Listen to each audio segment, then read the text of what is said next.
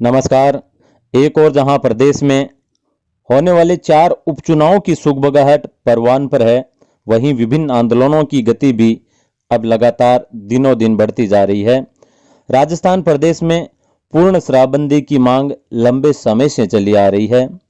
गत भाजपा शासन में भी पूर्व विधायक गुरु शरण छाबड़ा ने शराबबंदी की मांग के आंदोलन में शहादत प्राप्त की थी, परंतु सत्ता व शासन के बदलने के बाद भी शराब के नशे व कुरीतियों में आज भी अपराध व अत्याचार ही बढ़ रहे हैं।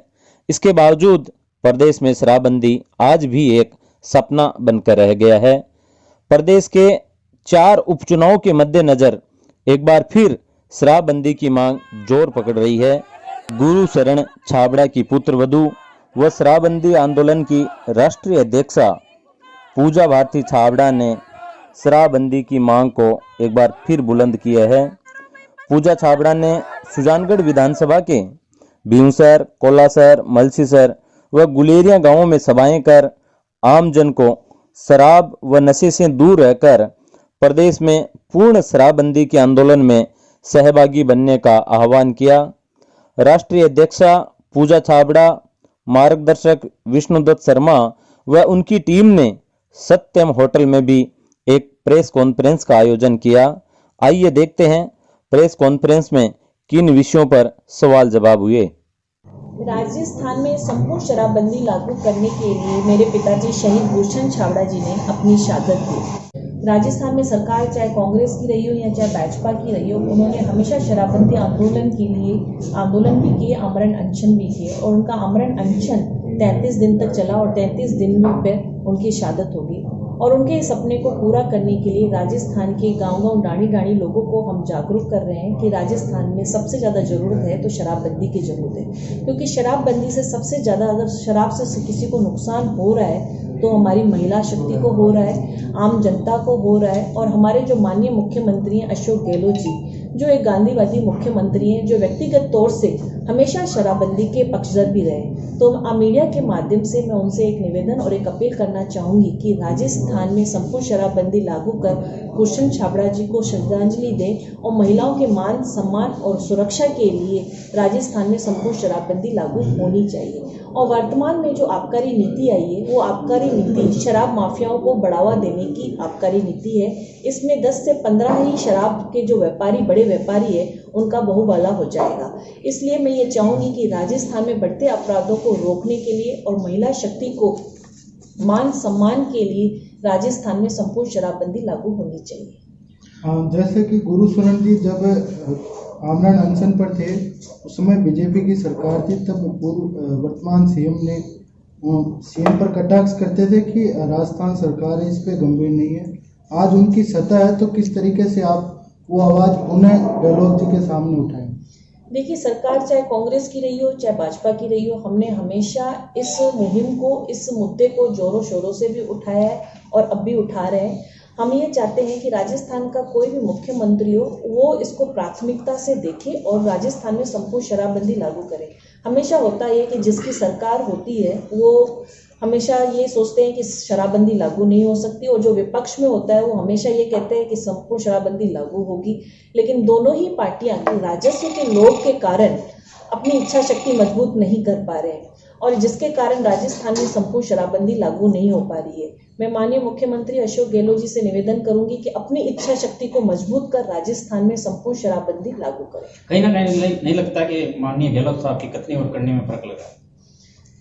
देखिए, उन्होंने जो भी अभी तक बोला है कि हम राजस्थान में संपूर्ण शराबबंदी लागू करने का प्रयास कर रहे हैं, लेकिन अभी तक जो भी प्रयास दिख रहे हैं वो सार्थक प्रयास नहीं दिख रहे हैं।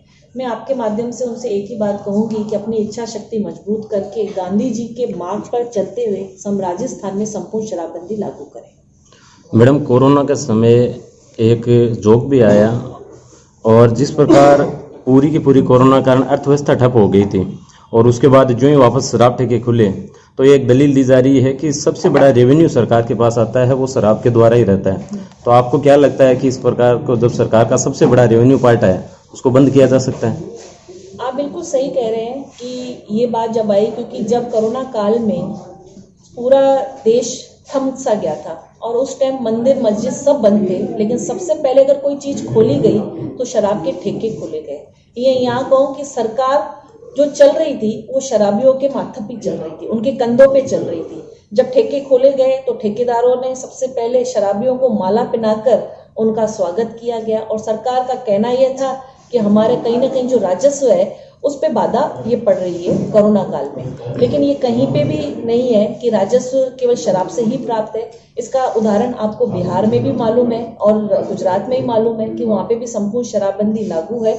उसके बावजूद भी गुजरात का विकास हो रहा है और बिहार का भी विकास हो रहा है। तो ये कहना चाहूँगी इनका खुद का निजी स्वार्थ है और कुछ नहीं है, क्योंकि सरकारें केवल अपने निजी स्वार्थ के कारण आज शराब को बढ़ावा भी दे रही है और उसका व्यापार भी कर रही है।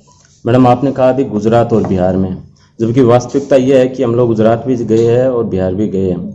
वहाँ आपको छोटी से छोटी और कच्ची से कच्ची बस्ती में जब चाहो जिस रेट में शराब मिल जाती है, तो उस स्थिति में भी शराब की वो ब्लैक मारी रहती है और अपन देखते हैं जो अवैध शराब के धंधे वो ज़्यादा बढ़ते हैं। तो उसके पूर्ण प्रतिबंध कैसे लगाया जा सकता है? बिल्कुल आप सही कह रहे हैं कि पूर्ण प्रतिबंध कैसे लगाया जाए। इसमें जो कमी है तो वो सरकार की कमी है और सरकार की नीतियों को बदलना पड़ेगा। अगर सरकार चाहे तो एक बोतल भी ब्लैक में नहीं बिक सकती है, क्योंकि कहीं ना कहीं पुलिस प्रशासन और आबकारी विभाग के भ्रष्टाचार के कारण आज अवैध शराब, हथकर शराब आज मिल रही है। राजस्थान में संपूर्ण शराबबंदी लागू नहीं है, उसके बावजूद भी आज गांव-गांव में हथकर शराब भी मिल रही है, जहरीली शराब भी मिल रही है, जिसका उदाहरण आपको भीलवाड़ा में भी देखने को मिला, भरतपुर में भी देखने को मिला कि किस तरह से 10 से 15 मौतें जहरीली शराब से मिल रही है। तो आबकारी विभाग और पुलिस प्रशासन के भ्रष्टाचार के कारण आज भी राजस्थान में अवैध और जहरीली शराब मिल रही है। और अगर मुख्यमंत्री चाहे तो कठोर से कठोर नियम बनाए और उनके ऊपर जो इस व्यापार में लिप्त हैं और जो इसको बढ़ावा दे रहे हैं उनके खिलाफ सख्त से सख्त कार्रवाई करे तो ये संभव हो सकता है। मैडम, ये आपका भी कोई राजनीतिक प्रोपगंडा तो नहीं है? जब भी चुनाव आते हैं तब आप ऐसा मुद्दा उठाते हैं। शायद आप 3-4 साल पहले सुजानगढ़ आए थे, उसके बाद आप बीच में बिल्कुल भी नहीं आए। जब भी चुनाव आते हैं तब आप इस मुद्दे को उछालते हो।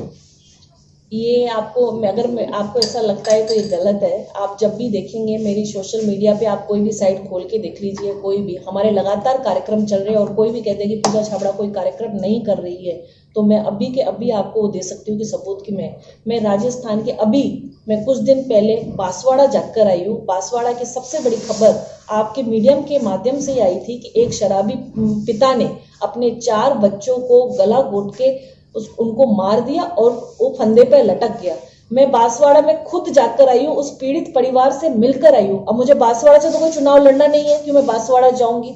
मुझ में दर्द है, हमारे में पीड़ा है, तो ही हम राजस्थान के गांव-गांव डाणी-डाणी जा रहे हैं। अगर मुझे कहीं से चुनाव लड़ना होता तो हम एक विधानसभा कोई भी होती उस पर फोकस करते, न कि हम गाँव-गाँव डाणी-डाणी लोगों को जागरूक करते। प्रदेश स्तर पर आपने इसकी समितियां बना रखी है क्या, तहसील स्तर तक? बिल्कुल, हमने समितियां भी बना रखी है, लोगों को जागरूक भी कर रहे हैं। जहाँ पे लोग हमसे जुड़ना चाहते हैं हम उनको जोड़ते भी हैं, और जहाँ पे लोग प्रयास ही नहीं करते हैं कि हमें से जुड़ना ही नहीं है और खुद वो शराब से लिप्त है, उन लोगों को हम जोड़ना भी नहीं चाहते। मैम, रात के 8 बजे बाद अक्सर ठेके खुले मिलते हैं, इस पर क्या आप ये मांग प्रमुखता से उठाएंगे कि रात के 8 बजे बाद ठेके बंद? बिल्कुल, आपकी जो मांगे हैं मैं वो उठाऊंगी भी कि रात के 8 बजे के बाद भी ठेके खुलते हैं। और दूसरी बात है कि ठेका एक होता है, उसकी 4-4 ब्रांचें भी चलती हैं। हमारी जब भी आबकारी विभाग के साथ हाई पावर कमेटी की बैठक होती है हम उसको प्रमुखता से भी उठाते हैं।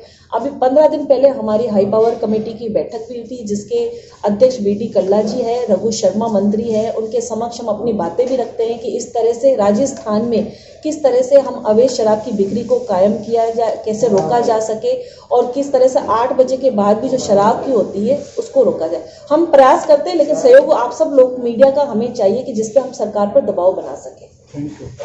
मैडम, गुरुशरण जी छाबड़ा आपके ससुर जी थे और शराबबंदी को लेकर ही उन्होंने शहादत दी थी, तो आपको क्या लगता है कि उनकी शहादत का परिणाम अब थोड़ा थोड़ा मिलने लगा है?